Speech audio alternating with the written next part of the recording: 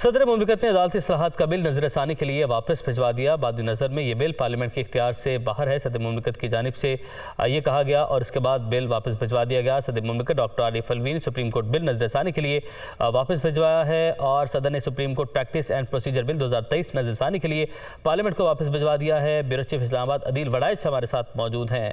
अदील, आप बताइएगा, जब सदर की जानिब से बिल वापस भिजवा दिया गया है तो अब ये मामला किस तरीके से आगे बढ़ेगा? देखिए, आइन के आर्टिकल 75 में इस हवाले से जो एक मैकेनिज्म, एक पूरा तरीकाकार वज़ा किया गया है कि जब पार्लियामान बिल मंजूर करने के बाद सदर को भिजवाती है, जो कि पार्लियामेंट का हिस्सा है, उसके बाद 10 दिन के अंदर अंदर सदर ने इसकी तौसीक करनी होती है या ये बिल पार्लियामेंट को वापस भिजवा सकते हैं रिकंसिडरेशन के लिए।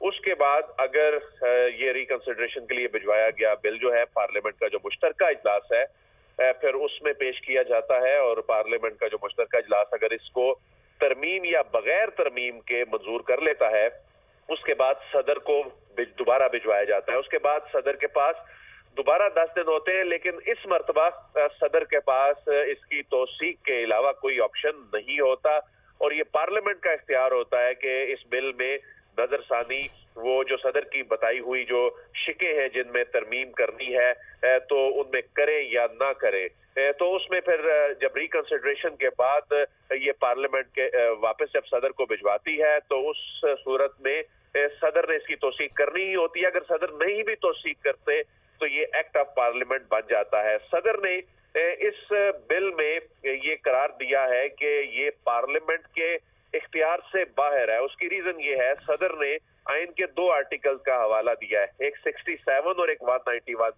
सदर ने कहा है कि जिस तरह के आर्टिकल 67 पार्लियामान को ये इख्तियार देता है कि वो अपने तरीकाकार और अपना जो बिजनेस है उसको मुनज़्ज़म करने के लिए कवायद बनाने का उनके पास इख्तियार है, इसी तरह आर्टिकल 191 के तहत सुप्रीम कोर्ट को अपनी कार्रवाई और तरीकाकार को रेगुलेट करने के कवायद बनाने का इख्तियार है। तो 67 और 191 एक दूसरे से मिलते हैं और दोनों कवायद बनाने में खुद दोनों एक दूसरे की खुद मुख्तारी को तस्लीम करते हैं।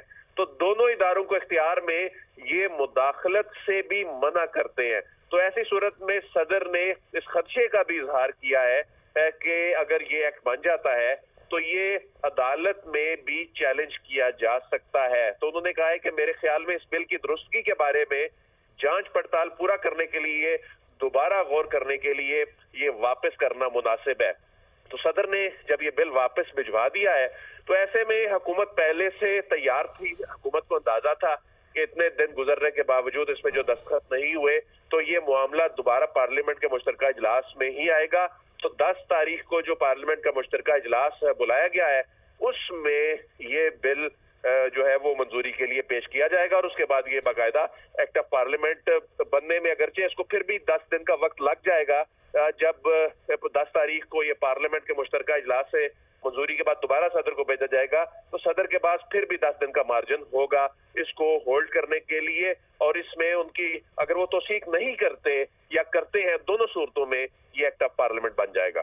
जी ठीक है दिल वड़ाइच, आपने हमें अपडेट किया, तफसीलन आगाह किया, आपका बहुत शुक्रिया।